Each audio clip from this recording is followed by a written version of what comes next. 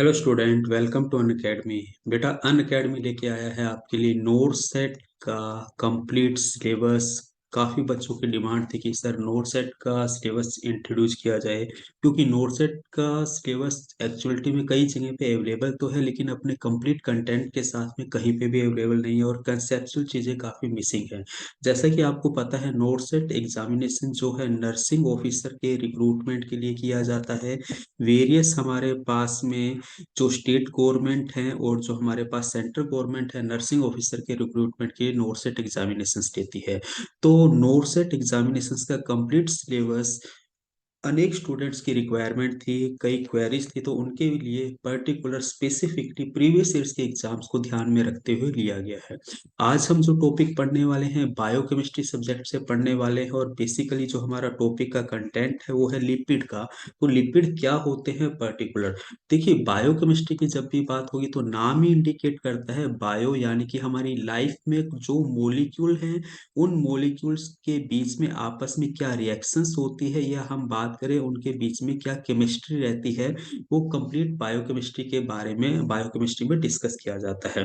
अब बेसिकली अगर हम थ्री लार्ज मोलिक्यूल्स की बात करें जो हमारी बॉडी के अंदर स्ट्रक्चरल फ्रेमवर्क बनाते हैं, या अनेक एवरी मेटाबॉलिक रिएक्शंस के अंदर कहीं ना कहीं इनका रोल देखने को मिलता है, वो है हमारे पास में कार्बोहाइड्रेट, और दूसरा जैसा कि लिपिड आज जो टॉपिक लिया है मैंने वो, एंड साथ में हमारे पास में तीसरा है जो topic, that is the protein. तो बेसिकली बेटा, आज हम जो डिस्कशन करने वाले हैं वो डिस्कशन करने वाले हैं कार्बोहाइड्रेट को के बाद जो हमारा लिपिड कंटेंट आता है उसके बारे में। देखिए, कार्बोहाइड्रेट हमारे पास में मेन एनर्जी सोर्स है, और उसके बाद लिपिड भी हमारे पास में मेन एनर्जी सोर्स है। तो लिपिड के लिए सबसे पहली बात करें तो ये जो वर्ड लिपिड दिया गया था ये ब्लूर ने दिया था। ब्लूर एक साइंटिस्ट है, उन्होंने दिया था लिपिड वर्ड्स।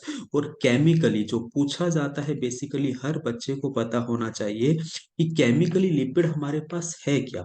तो लिपिड हमारे पास में क्या होता है, एस्टर्स ऑफ फैटी एसिड्स। क्या बात कर रहा हूं, asters of fatty acids with glycerol हमारे पास में। यहाँ पर हम बात करेंगे कि ये ग्लिसरॉल हमारे पास में अल्कोहल के रूप में प्रेजेंट है, यानी कि ग्लिसरॉल और एस्टर्स ऑफ फैटी एसिड्स मिलकर हमारे पास में लिपिड बनाते हैं। जैसा कि बेटा एक ये डायग्राम देख रहे हैं, लिपिड लिपिड का रोल कहाँ है, तो इसका मोस्ट कॉमन रोल तो हमें कहाँ देखने को मिलता है, ये मेजर कंपोनेंट है बेटा हमारा सेल मेम्ब्रेन का। ठीक है। और वही हम बात करें, हमारे पास जितने भी सेक्स हार्मोन्स होते हैं वो लिपिड डेरिवेटिव है। क्या है बेटा, लिपिड डेरिवेटिव है। चाहे हम एस्ट्रोजन की बात कर लें, चाहे प्रोजेस्टेरोन की बात कर लें, चाहे टेस्टोस्टेरोन की बात कर लें। ठीक है। और मोस्ट कॉमन लिपिड आप कोलेस्ट्रॉल की फॉर्म के अंदर भी जानते हैं, जो हमारी सेल मेम्ब्रेन का भी क्या है बेटा, कंपोनेंट है। ये जो कोलेस्ट्रॉल है यही तो बेटा हमारी सेल मेम्ब्रेन को क्या देता है, स्टेबिलिटी देता है। जब भी हमारा बॉडी का टेम्परेचर ज्यादा होगा तो सेल मेम्ब्रेन की प्रॉपर्टी चेंज ना हो, उसको स्टेबिलिटी कौन प्रोवाइड करवाता है, कोलेस्ट्रॉल करवाता है। और कोलेस्ट्रॉल यहाँ पे डिराइव लिपिड है। इसी क्लास के अंदर हम जानेंगे कि लिपिड और डिराइव लिपिड में क्या डिफरेंस होता है। ठीक है। तो सबसे पहले तो हम यहाँ पे बात करें, मैंने केमिकली कंपोजिशंस की जब आपसे बात की, तो ये जो मेरे पास में लिपिड है पर्टिकुलर, इसके अंदर मेरे पास में थ्री मोलिक्यूल किसके रहते हैं, फैटी एसिड्स के रहते हैं। ठीक है। और वहीं पर अगर हम बात करें, वन मोलिक्यूल मेरे पास में किसका रहता है, ग्लिसरॉल का रहता है। ये इसका स्ट्रक्चरल फ्रेमवर्क है, यानी कि लिपिड होने के लिए मिनिमम रिक्वायरमेंट्स तो ये हमें चाहिए ही चाहिए। थोड़ा सा हम यहाँ पे कॉम्प्लेक्सिटी जनरेट करते हैं। ये जो फैटी एसिड्स हैं बेटा, ये हमारे पास में टू टाइप्स के हो सकते हैं। जैसे कि हम यहाँ पर बात कर सकते हैं सैचुरेटेड फैटी एसिड्स, और दूसरा हमारे पास में होता है बेटा अनसैचुरेटेड फैटी एसिड्स। दूसरे हमारे पास में कौन से हैं, अनसैचुरेटेड फैटी एसिड्स। आप लोगों को जैसे पता है कि सैचुरेटेड हाइड्रोकार्बन और अनसैचुरेटेड हाइड्रोकार्बन तो सेम कंसेप्ट ही हम यहाँ पर यूज कर रहे हैं। सैचुरेटेड फैटी एसिड जिसके बीच में कार्बन कार्बन के बीच में केवल सिंगल बॉन्ड हो, और अनसैचुरेटेड का मतलब जिसमें कार्बन कार्बन के बीच में डबल बॉन्ड हो, या फिर हमें क्या देखने को मिले, कार्बन कार्बन के बीच में ट्रिपल बॉन्ड देखने को मिले। तो कुछ एक एग्जांपल्स हम देखते हैं और पर्टिकुलर केमिकल कंपोजिशंस के साथ लिपिड की स्ट्रक्चर देखते हैं। जैसे कि मैं आपसे बात करूं कि स्टेरिक एसिड्स, या फिर मैं बात कर लूं बेटा पाल्मेटिक एसिड्स, ठीक है, स्टीरिक एसिड्स की बात कर रहा हूँ, पाल्मेटिक एसिड्स की बात करता हूँ, ओलिक एसिड्स की बात करता हूँ, लिनोलिक एसिड्स की बात करता हूँ, या लिनोलिनिक एसिड्स की बात करता हूँ, ये सभी हमारे पास में फैटी एसिड्स की फॉर्म के अंदर ह्यूमन बीइंग की सेल्स के अंदर प्रेजेंट है। तो इट मीन्स ये तो हमें पता ही होना चाहिए। बेसिकली हम यहाँ पर बात करें स्टीरिक एसिड और पाल्मेटिक एसिड, हमारे पास में एग्जाम्पल है बेटा सैचुरेटेड फैटी एसिड्स के, जबकि oleic acid, linoleic acid and linolenic acids हमारे पास में अनसैचुरेटेड फैटी एसिड्स की क्या है बेटा, एग्जाम्पल है। अब हम यहाँ पर एक छोटा सा कंसेप्ट ये देखेंगे कि बेटा हमारे पास में जो ऑयल है, ठीक है, वो क्या होते हैं, किस कंडीशंस के अंदर ऑयल कहलाएंगे, और जो हमारे पास में फैट है वो हमारे पास में क्या होती हैं। तो बेटा सैचुरेटेड फैटी एसिड्स की हम बात करें तो रूम टेम्परेचर, अब अपने को, हम तो मेडिकल बैकग्राउंड से हैं तो हमें पता होना चाहिए रूम टेम्परेचर कंसिडर किया जाता है 25 डिग्री सेंटीग्रेड को। रूम टेम्परेचर पर सैचुरेटेड फैटी एसिड्स हमारे हमेशा कैसे होते हैं बेटा, सोलिड होते हैं। सोलिड है तो इसका एग्जाम्पल मेरे को घी देखने को मिलेगा या बटर देखने को मिलेगा, इसी कारण से हम इसको प्योर फॉर्म के अंदर क्या कहते हैं बेटा, फैट कहते हैं, याद रखेंगे। वहीं बेटा हम यहाँ पर बात करें, इनकी बॉडी के अंदर टेंडेंसी होती है स्टोर होने की, यानी कि हमारे पास में दूसरे शब्दों में कहें कि लेस रिएक्टिव है। कैसे है, लेस रिएक्टिव है, इसीलिए हमारी बॉडी के लिए कैसे है बेटा, हार्मफुल है। वहीं अनसैचुरेटेड की अगर हम बात करें, ये रूम टेम्परेचर पर हमारे पास में कैसे होते हैं बेटा, लिक्विड फॉर्म के अंदर होते हैं, इसीलिए कॉमनली हम इसको ऑयल के नाम से जानते हैं। As compare to the saturated fatty acids, ये हमारे पास में थोड़े से हम कह सकते हैं कि रिएक्टिव होते हैं, या हम कह सकते हैं कि लेस हार्मफुल हैं। तो जितने भी ऑयल हैं हमारे पास, आप लोगों को समझ में आ रहा है, वो अनसैचुरेटेड फैटी एसिड्स हैं, और जितने भी घी बटर की बात करें तो सैचुरेटेड फैटी एसिड्स की कैटेगरी में आते हैं। अब हम बात करते हैं फैटी एसिड्स एंड इसके टाइप्स। देखो फैटी एसिड्स हमारे पास में पर्टिकुलर, मैंने तुमको कहा जैसे कि स्टीरिक एसिड्स की बात कर ली, दो हमें यहाँ पर फैटी एसिड्स बिल्कुल याद रखने हैं जो पूछे जाते हैं। टाइप्स की तो मैंने ऑलरेडी आपसे डिस्कशन कर ही लिया कि एक मेरे पास में सैचुरेटेड फैटी एसिड्स है, और दूसरे मेरे पास में क्या है बेटा, अनसैचुरेटेड क्या है, फैटी एसिड्स है। अब यहाँ पर बेसिकली बात मेरे को करनी है stearic acid and palmitic acids के, इनके फॉर्मूले एग्जाम में पूछे गए हैं। तो स्टेरिक एसिड्स की बात करें तो इसमें 18 कार्बन होते हैं, याद रखेंगे। अगर हम स्ट्रक्चर वाइज देखें तो इसके अंदर CH3 CH2 16, और ये हमारे पास में क्या है, कार्बोक्सिलिक ग्रुप है, that is the stearic acid, ठीक है। अगर पाल्मेटिक एसिड्स की बात करें, इसके अंदर C16 यानी कि 16 कार्बन की स्ट्रक्चर होती है, that is the CH3 CH2 14, और ये हमारे पास में क्या है बेटा, कार्बोक्सिलिक ग्रुप है, ठीक है। तो बेसिकली मैं यहाँ पर स्टेरिक एसिड और पाल्मेटिक एसिड्स को लेकर आपसे डिस्कशन करने वाला था। फॉर्मूला पूछा जाता है, कई बार इनमें कार्बन नंबर पूछे जाते हैं, और ये रिपीटेटिव कई बार पूछे जा चुके हैं, ठीक है। नेक्स्ट अगर हम बात करें टाइप्स ऑफ लिपिड, देखिए लिपिड होने के लिए अगर हम बात करें तो हमारे पास में जो फंडामेंटल स्ट्रक्चर है उसके अंदर मैंने तुमको बताया था कि मेरे पास में क्या होने चाहिए, 3 मॉलिक्यूल फैटी एसिड्स के होने चाहिए, एंड एक मॉलिक्यूल मेरे पास में किसका होना चाहिए बेटा, गिल्सरोल का होना चाहिए। अगर ये कंडीशन है तो वो मेरे पास में क्या कहलाता है, सिंपल लिपिड्स कहलाता है। क्या कहलाता है, सिंपल लिपिड्स। फिर इस सिंपल लिपिड्स को मैंने तुमको बताया कि हमने क्या कर दिया, टू कैटेगरीज के अंदर डिफाइन कर दिया। एक तो है मेरे पास में मोनोगिल्सराइड्स।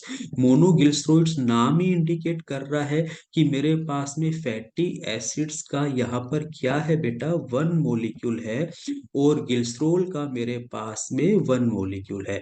जबकि मैंने कहा फैटी एसिड्स के लिए कितने मॉलिक्यूल चाहिए, 3, लेकिन यहाँ पर ये 1 है, और इसका एग्जाम्पल मेरे को याद रखना है वैक्स, ठीक है, ये पूछा जाता है।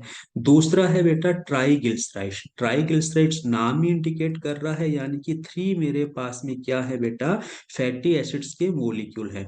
अब एक कंसेप्ट याद रखें, ये जो थ्री एसिड फैटी एसिड्स के मॉलिक्यूल है, ये हमारे पास सिमिलर भी हो सकते हैं तीनों, यानी कि एक जैसे भी हो सकते हैं, और हमारे पास में डी सिमिलर भी हो सकते हैं। जरूरी नहीं है कि एक जैसे हो।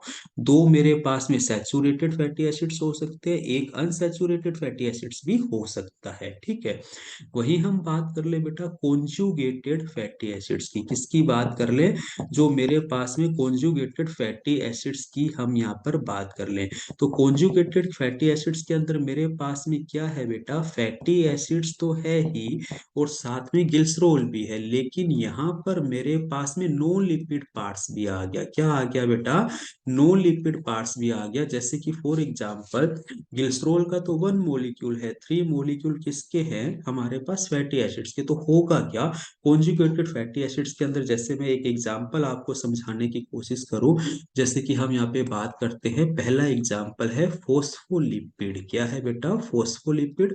और फोस्फोलिपिड की बात करें तो ये हमारे पास में बेसिक कंपोनेंट होता है किसका बेटा, प्लाज्मा मेम्ब्रेन का हमारे पास में बेसिक कंपोनेंट है।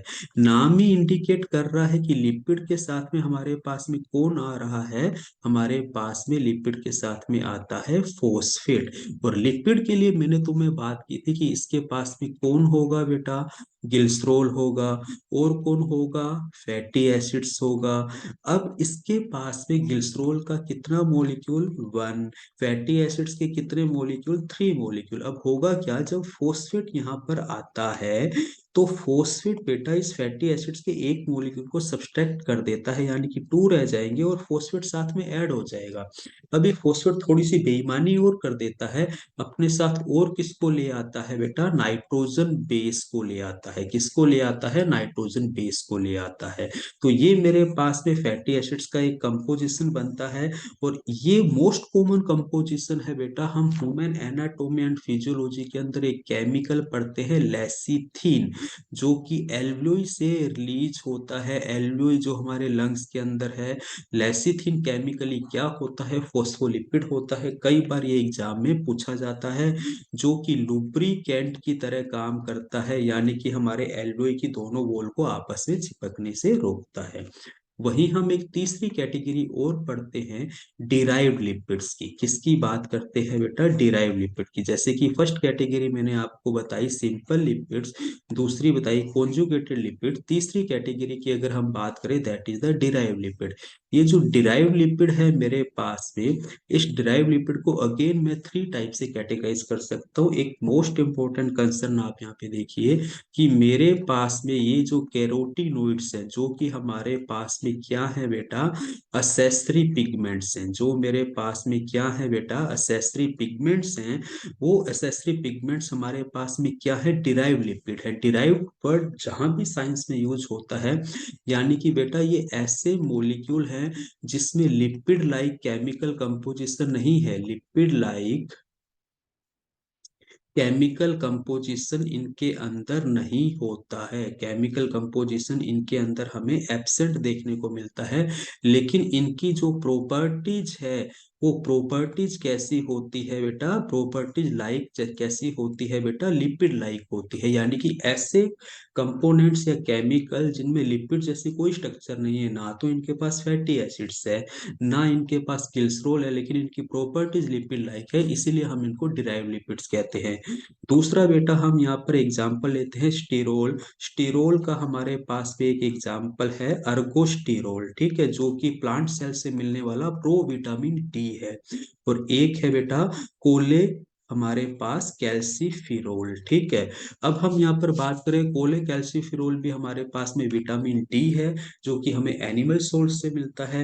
एंड तीसरा है बेटा हमारे पास में स्टीरोइड। और स्टीरोइड के मोस्ट कॉमन एग्जांपल हमारे पास में क्या आते हैं, सेक्स हार्मोन आते हैं, एस्ट्रोजन है, प्रोजेस्टेरोन है, टेस्टोस्टेरोन है।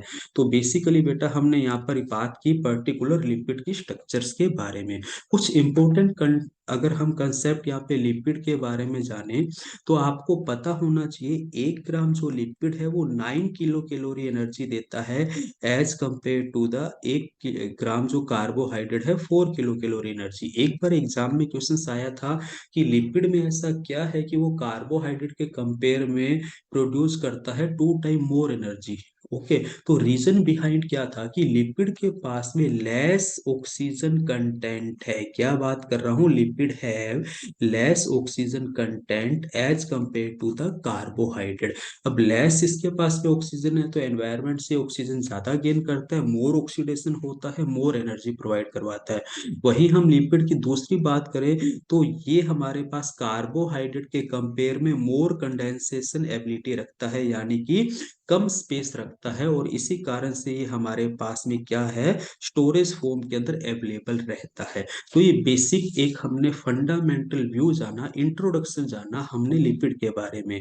तो आई थिंक बेटा आपको समझ में आया होगा, आपको एक आइडिया मिला हमारा पूरा कोर्स कैसे डिटेल में होने वाला है। ये जस्ट मैंने आपको एक फंडामेंटल व्यू दिया है।